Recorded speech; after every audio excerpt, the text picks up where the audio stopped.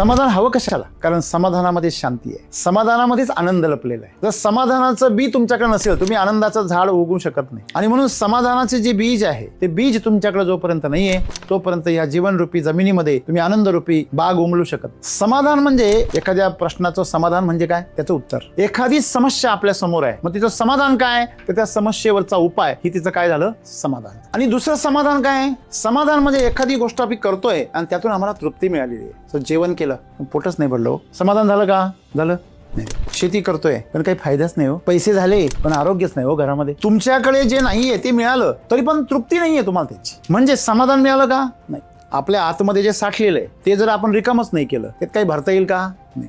मग पहिली गोष्ट, एखादी गोष्ट आधी समजून घेण्यासाठी पहिलं स्वतःला काय करावं लागेल, रिकामं करावं लागेल. आता मला सांगा, वयाच्या 40 नंतर 50 नंतर आपण रिकामी असू शकतो का? आपण किती जरी प्रयत्न केला तर रिकामं करण्यामध्येच आपलं उरलेलं आयुष्य जाईल. कारण जे आपण जमा केलेलं आहे, ह्या बुद्धीने मनाने जे काही डोक्यामध्ये साठवलेलं आहे, हे आतापर्यंत आपण बघितलं की या पृथ्वीवरच्या सर्व समुद्रावरच्या वाळूपैकी एका कणा एवढं पण नाही येते जे आम्ही डोक्यात साठवून ठेवलेलं आहे. तरी पण आमचं त्या वाळूच्या कणावर जास्त विश्वास आहे, या पृथ्वीवर नाही. म्हणजे आमच्या मनामध्ये प्रश्न का निर्माण होतात, कारण आम्ही अगोदर जे साठवून ठेवलंय आणि आता जे आम्हाला मिळतंय या दोघांमध्ये काहीतरी संघर्ष होतो. अगोदर वेगळंच आम्ही समजत होतो ना, आता इथं वेगळंच सांगताय. आम्ही असं का नाही करत की आम्ही पहिलं शांतपणे ग्रहण करू? गाय कशी करते, घास सगळा खाऊन घेते आणि शांत बसून रवंत करते, त्याला चिंतन असं म्हणतात. आपल्या कानांनी शांतपणे तेव्हाच ऐकलं जाईल जेव्हा मधला मेंदू शांत असेल. जर मधला मेंदू सारखा वॉचमन सारखा बसलेला आहे आणि हे बरोबर आहे का, हे चूक आहे का, हे योग्य आहे का, हे अयोग्य, असं जर तपासत असेल तर आतमध्ये येणाऱ्याला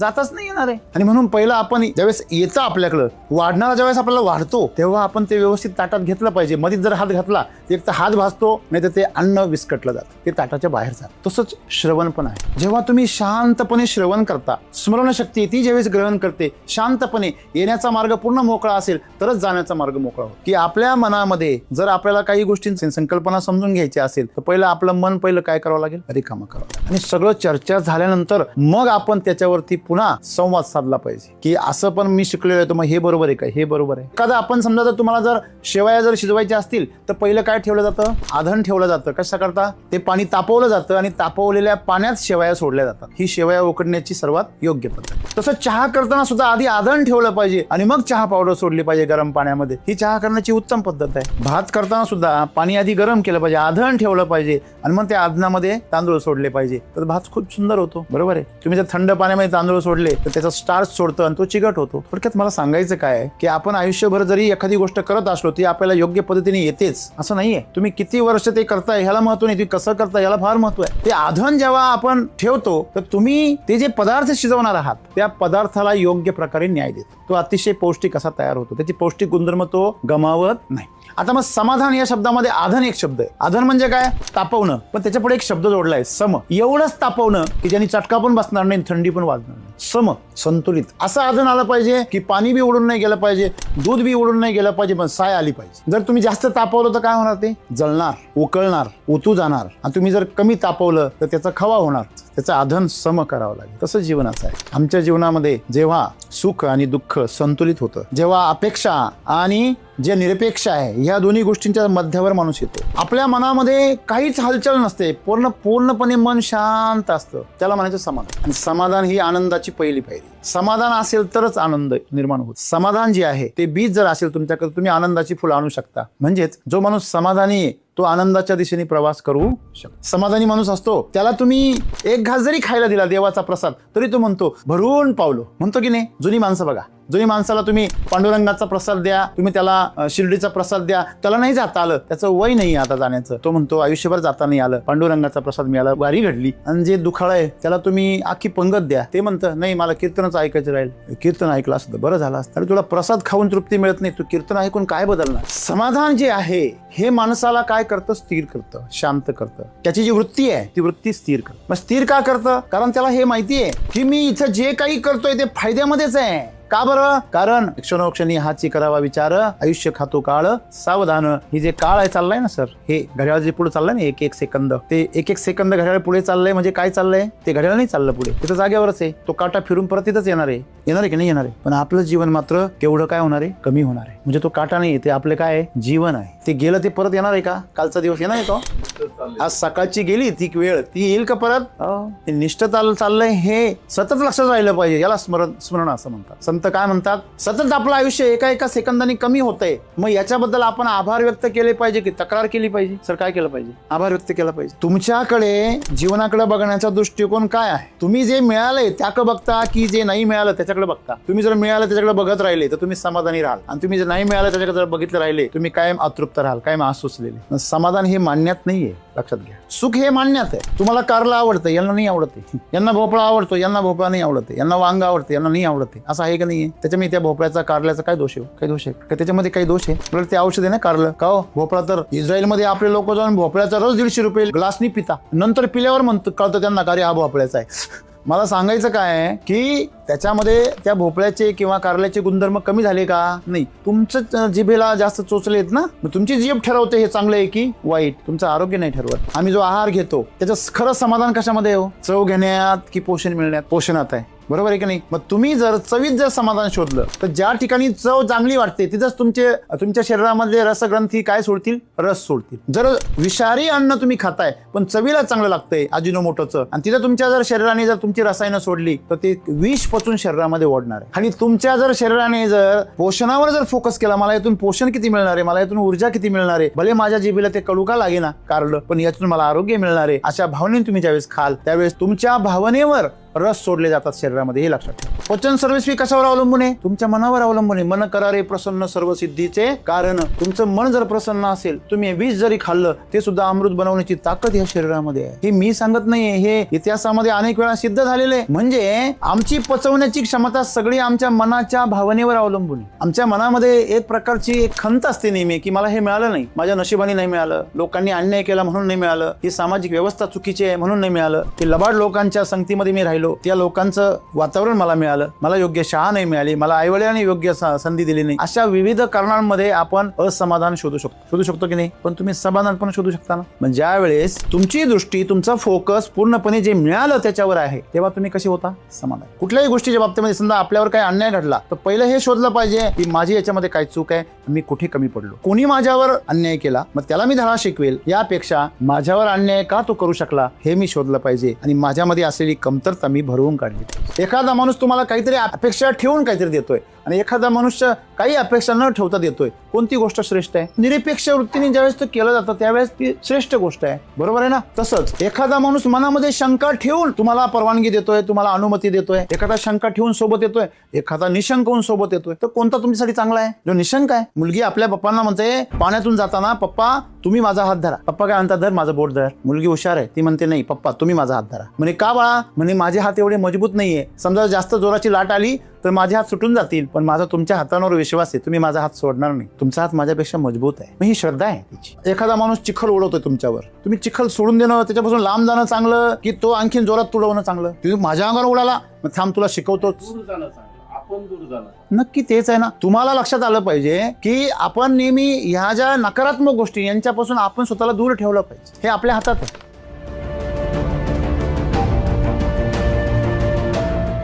मग या भौतिक जीवनामध्ये आपली जी देण्याची भावना आहे ही कमी होत चालली, तर असं का?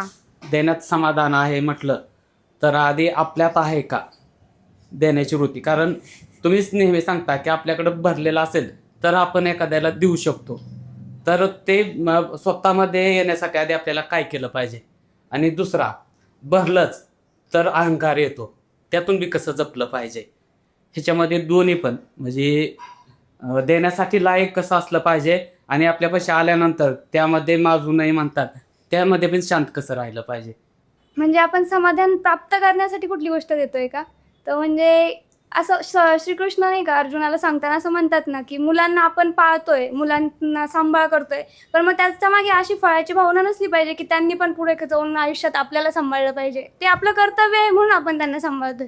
म्हणजे फळ पाहिजे म्हणून कुठली गोष्ट देतोय का?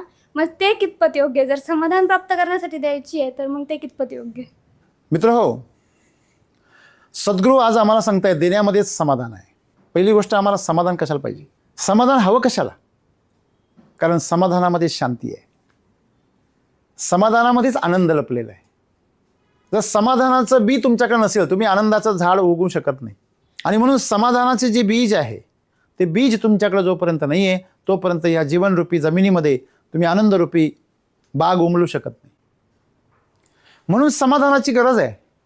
समाधान हे शब्द फार सुंदर आहे बघा. समाधान म्हणजे एखाद्या प्रश्नाचं समाधान म्हणजे काय, त्याचं उत्तर. एखादी समस्या आपल्या समोर आहे, मग तिचं समाधान काय, तर त्या समस्येवरचा उपाय, ही तिचं काय झालं, समाधान झालं. आणि दुसरं समाधान काय, समाधान म्हणजे एखादी गोष्ट आम्ही करतोय आणि त्यातून आम्हाला तृप्ती मिळालेली आहे. सो जेवण केलं पण पोटच नाही भरलं हो, समाधान झालं का, झालं नाही झालं. शेती करतोय पण काही फायदाच नाही हो, पैसे झाले पण आरोग्यच नाही हो घरामध्ये. तुमच्याकडे जे नाही आहे ते मिळालं तरी पण तृप्ती नाही आहे तुम्हाला त्याची, म्हणजे समाधान मिळालं का नाही. आपल्या आतमध्ये जे साठलेलं आहे ते जर आपण रिकामच नाही केलं त्यात काही भरता येईल का नाही. मग पहिली गोष्ट, एखादी गोष्ट आधी समजून घेण्यासाठी पहिलं स्वतःला काय करावं लागेल, रिकामं करावं लागेल. आता मला सांगा, वयाच्या 40 नंतर 50 नंतर आपण रिकामे असू शकतो का.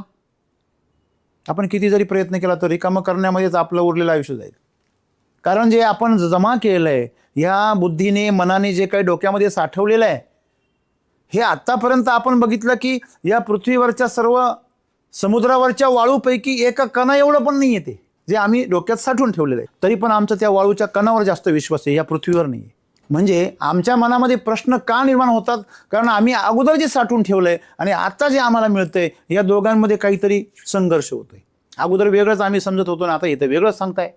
आम्ही असं का नाही करत की आम्ही पहिलं शांतपणे ग्रहण करू.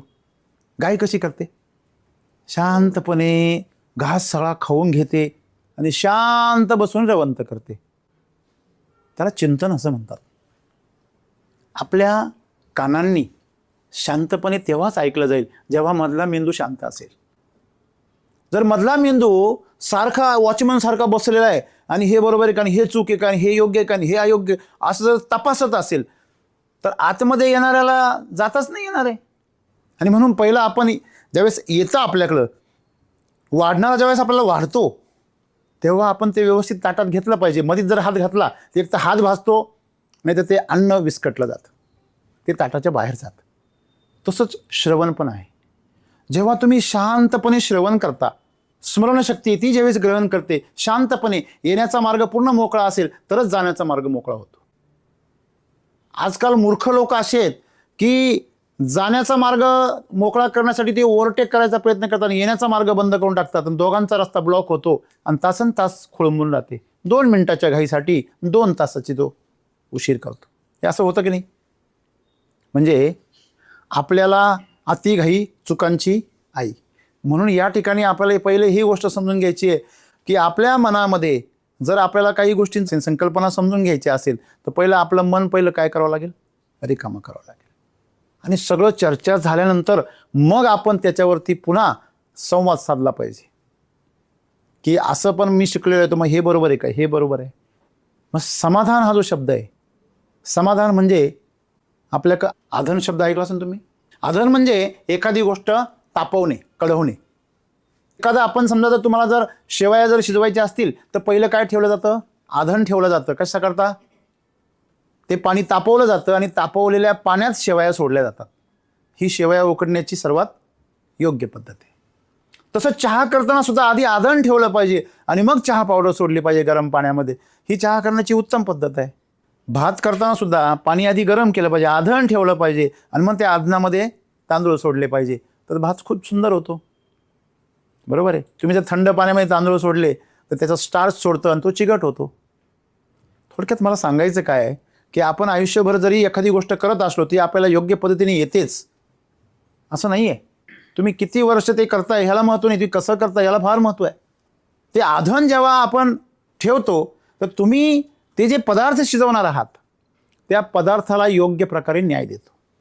तो अतिशय पौष्टिक असा तयार होतो. त्याची पौष्टिक गुणधर्म तो गमावत नाही. आता मग समाधान या शब्दामध्ये आधन एक शब्द आहे. आधन म्हणजे काय, तापवणं. पण त्याच्यापुढे एक शब्द जोडला आहे, सम. एवढंच तापवणं की ज्यांनी चटका पण बसणार नाही, थंडी पण वाजणार नाही. सम, संतुलित असं आधन आलं पाहिजे की पाणी बी उडून नाही गेलं पाहिजे, दूध बी उडून नाही गेलं पाहिजे, पण साय आली पाहिजे. जर तुम्ही जास्त तापवलं तर काय होणार, ते जळणार, उकळणार ओतू जाणार. आणि तुम्ही जर कमी तापवलं तर त्याचा खवा होणार, साई नाही येणार. मग साई जर आणायची असेल तर तुम्हाला काय करावं लागेल, ते समाधान करावं लागेल, त्याचं आधन सम करावं लागेल. तसं जीवनाचं आहे. आमच्या जीवनामध्ये जेव्हा सुख आणि दुःख संतुलित होतं, जेव्हा अपेक्षा आणि जे निरपेक्ष आहे ह्या दोन्ही गोष्टींच्या मध्यावर माणूस येतो. आपल्या मनामध्ये काहीच हालचाल नसते, पूर्णपणे मन शांत असतं, त्याला म्हणायचं समाधान. आणि समाधान ही आनंदाची पहिली पायरी आहे. समाधान असेल तरच आनंद निर्माण होतो. समाधान जे आहे ते बीज जर असेल तुमच्याकडे, तुम्ही आनंदाची फुलं आणू शकता. म्हणजेच जो माणूस समाधानी आहे तो आनंदाच्या दिशेने प्रवास करू शकतो. कारण समाधानी माणसाला जे काही मिळालं त्यात तो खुशच असतो. तो म्हणतो हे प्लसच आहे, जे काही मिळालं ते भरपूर आहे. बरोबर आहे, हे बरोबर आहे की नाही? समाधानी माणूस असतो, त्याला तुम्ही एक घास जरी खायला दिला देवाचा प्रसाद तरी तो म्हणतो भरून पावलो, म्हणतो की नाही? जुनी माणसं बघा, जुनी माणसाला तुम्ही पांडुरंगाचा प्रसाद द्या, तुम्ही त्याला शिर्डीचा प्रसाद द्या, त्याला नाही जाता आलं, त्याचं वय नाही आता जाण्याचं, तो म्हणतो आयुष्यभर जाता नाही आलं, पांडुरंगाचा प्रसाद मिळाला, वारी घडली. आणि जे दुखाळं आहे त्याला तुम्ही आखी पंगत द्या, ते म्हणतं नाही मला कीर्तनच ऐकायचं राहील. कीर्तन ऐकलं असतं बरं झालं असतं. अरे तुला प्रसाद खाऊन तृप्ती मिळत नाही, तू कीर्तन ऐकून काय बदलणार आहे? समाधान जे आहे हे माणसाला काय करतं? स्थिर करतं, शांत करतं. त्याची जी वृत्ती आहे ती वृत्ती स्थिर करतं.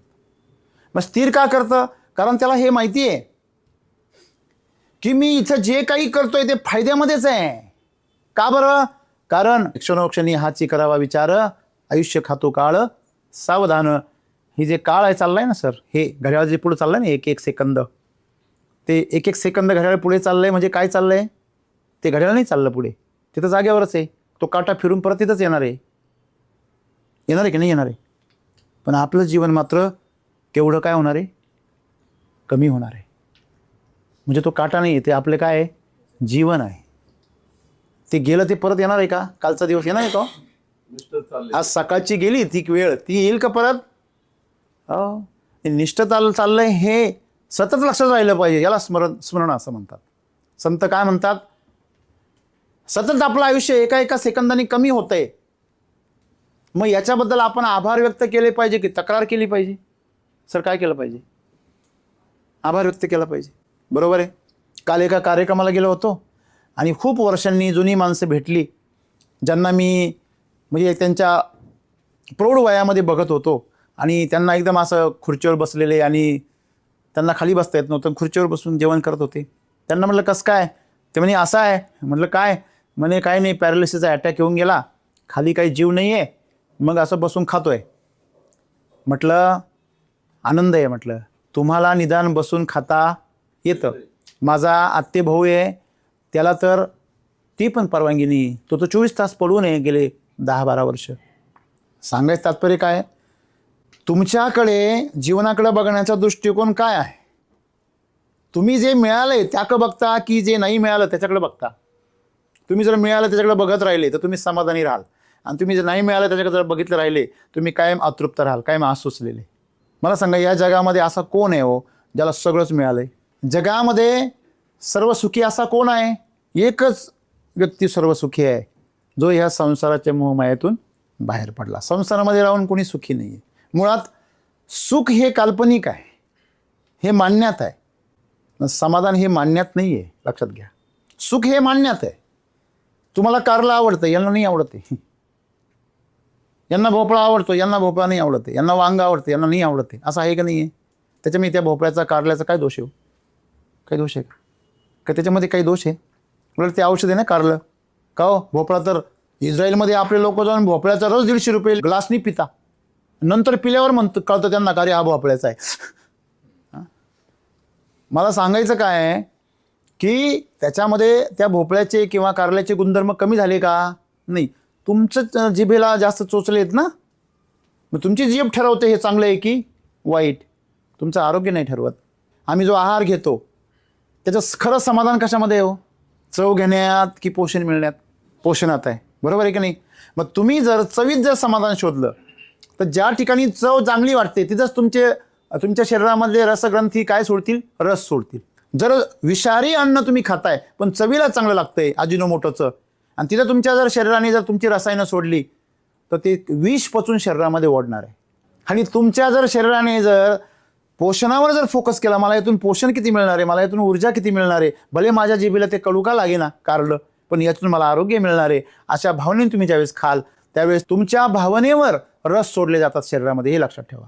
पचन सर्वस्वी कशावर अवलंबून आहे? तुमच्या मनावर अवलंबून आहे. मन करारे प्रसन्न सर्व सिद्धीचे कारण. तुमचं मन जर प्रसन्न असेल तर तुम्ही विष जरी खाल्लं ते सुद्धा अमृत बनवण्याची ताकद या शरीरामध्ये आहे. हे मी सांगत नाही, हे इतिहासामध्ये अनेक वेळा सिद्ध झालेलं आहे. म्हणजे आमची पचवण्याची क्षमता सगळी आमच्या मनाच्या भावनेवर अवलंबून आहे. तुमचं मन कशावर बसतं? तरुणपणामध्ये मन कशावर बी बसतं, म्हातारपणी नाही. म्हातारपणी मन जरा निवडतं ते कुठं बसू कुठं नको बसू. फांदी मोडली मग जाते ना तंगडे बिंगडे मोडून, कुठेही कसं बसावं. तरुणपणामध्ये पायांवर विश्वास असतो. पक्षाला जर विचारलं बाबा तू त्या फांदीवर कुठल्या विश्वासावर बसतो, तो मग तुम्ही माझ्या पंखांच्या विश्वासावर बसतो, फांदीच्या नाही. तरुणपणामध्ये पंख फार मजबूत असतात ना, त्याच्यामुळे तो कुठेही बसतो. आलं लक्षामध्ये? आणि म्हणून जीवनामध्ये समाधान जी गोष्ट आहे ती गोष्ट तुम्हाला कधी मिळणार आहे? जेव्हा तुम्ही तुमच्याकडे काय आहे याच्यावर फोकस करणार आहे. तुम्हाला काय मिळालंय त्याच्याबद्दल तुम्ही काय राहणार आहे? कृतज्ञ राहणार आहे. आज आम्ही कृतज्ञ किती राहतो आणि कृतज्ञ किती वागतो?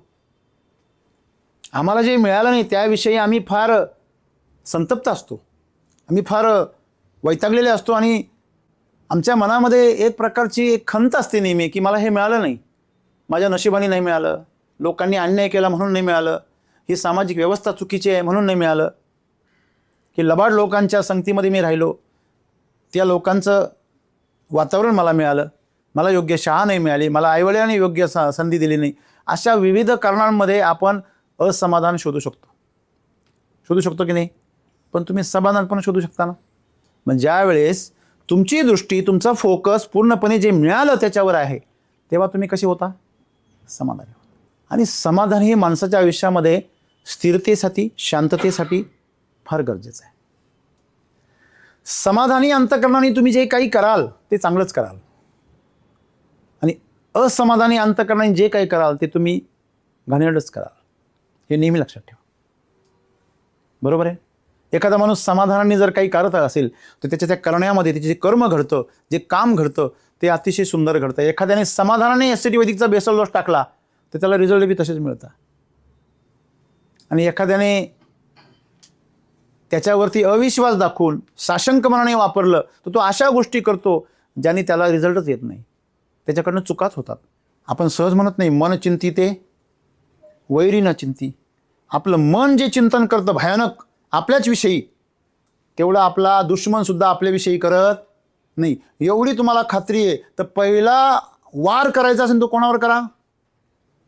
स्वतःच्या विचारांवर करा, स्वतःच्या मनावर करा, स्वतःच्या धारणांवर करा, स्वतःच्या चिंतनावर करा. पण तो आपण करतो का? नाही, मी तर पप्पू आहे, मी भोळा आहे. अरे आपण कधी लोकांचा वाईट विचार करत नाही, मग स्वतःचा कसं काय करतो? म्हणजे आपल्याला एक आजच्या संदेशामध्ये समाधान या शब्दाने हे कळतंय आपल्याला की आपलं चित्त नेहमी कसं असलं पाहिजे? संतुलित असलं पाहिजे. कुठल्याही गोष्टीच्या बाबतीमध्ये समजा आपल्यावर काही अन्याय घडला तर पहिलं हे शोधलं पाहिजे की माझी याच्यामध्ये काय चूक आहे, मी कुठे कमी पडलो, कोणी माझ्यावर अन्याय केला, मग त्याला मी धडा शिकवेल, यापेक्षा माझ्यावर अन्याय का तो करू शकला हे मी शोधलं पाहिजे, आणि माझ्यामध्ये असलेली कमतरता मी भरवून काढली पाहिजे. आणि मग स्थिर म्हणजे काय सर? पाणी स्थिर कधी असतं? जेव्हा त्या बाहेरच्या प्रभावांनी कुठल्याही प्रकारे ते बाधित होत नाही. पाण्याला जेव्हा वाऱ्याचा संपर्क येतो, पाण्यामध्ये काहीतरी आदळलं जातं, तेव्हाच पाणी काय होतं? अशांत होतं. मनही तसंच आहे. जोपर्यंत मनामध्ये अपेक्षांचं दगड पडत नाही तोपर्यंत मन स्थिरच राहतं. एकदा अपेक्षांचा दगड पडला की मन लगेच काय करतं? लाटांमध्ये रूपांतरित होतं, त्याच्यामध्ये वलय तयार होतात. बरोबर आहे? शांत पाण्यामध्ये तुम्ही आरपार बघू शकता. तुमचं मन जर शांत असेल तर तुम्ही अगदी तळ बघू शकता एखाद्या माणसाचा. मग त्याचं मन जर अशांत असेल तर ते सैरबैर असतं, ते भामट्यासारखं उभं राहतं. ते तुम्हाला कधीच कळणार नाही याच्या मनात काय चाललंय ते. का? ते त्यालाच कळत नाही काय चाललंय ते. 1 मिनिटापूर्वी वेगळं चाललेलं, 2 मिनिटापूर्वी वेगळं चाललेलं आहे. म्हणजे अस्थिर मन हे लगेच जाणवतं. कारण ते एका ठिकाणी काय करत नाही, एका विचारावर थांबत नाही. आपल्याला समाधान जे आहे ते हे दोन अर्थाने, एक उत्तर म्हणून आणि एक तृप्ती म्हणून. बघा, दोन अर्थ आहे त्याचे, एक उत्तर आणि एक तृप्ती. आज आमच्या सगळ्यांच्या मनामध्ये दोनच गोष्टी आहे, एक अपेक्षा आणि एक प्रश्न. हे बरोबर आहे की नाही आहे? आमच्या मनामध्ये प्रश्न आहेत भरपूर आणि आमच्या मनामध्ये अपेक्षा पण आहे. ह्या दोन गोष्टींनी आमचं मन काय झालेलं आहे, पूर्णपणे दूषित झालेलं आहे. बघा, अपेक्षा असलेला माणूस, एखादा माणूस तुम्हाला काहीतरी अपेक्षा ठेवून काहीतरी देतोय आणि एखादा मनुष्य काही अपेक्षा न ठेवता देतोय. कोणती गोष्ट श्रेष्ठ आहे? निरपेक्ष वृत्तीने ज्यावेळेस ते केलं जातं त्यावेळेस ती श्रेष्ठ गोष्ट आहे. बरोबर आहे ना? तसंच एखादा माणूस मनामध्ये शंका ठेवून तुम्हाला परवानगी देतोय, तुम्हाला अनुमती देतोय, एखादा शंका ठेवून सोबत येतोय, एखादा निशंक होऊन सोबत येतोय, तर कोणता तुमच्यासाठी चांगला आहे? जो निशंक आहे, त्यांनी तुमच्यावर, बघा, ज्यावेळेस तुमच्यावर श्रद्धा टाकली जाते, लहान मूल आपल्या बापावर श्रद्धा ठेवतं. मुलगी आपल्या पप्पांना म्हणते पाण्यातून जाताना, पप्पा तुम्ही माझा हात धरा. पप्पा काय म्हणतात, धर माझं बोट धर. मुलगी हुशार आहे, ती म्हणते नाही पप्पा तुम्ही माझा हात धरा. म्हणे का बाळा?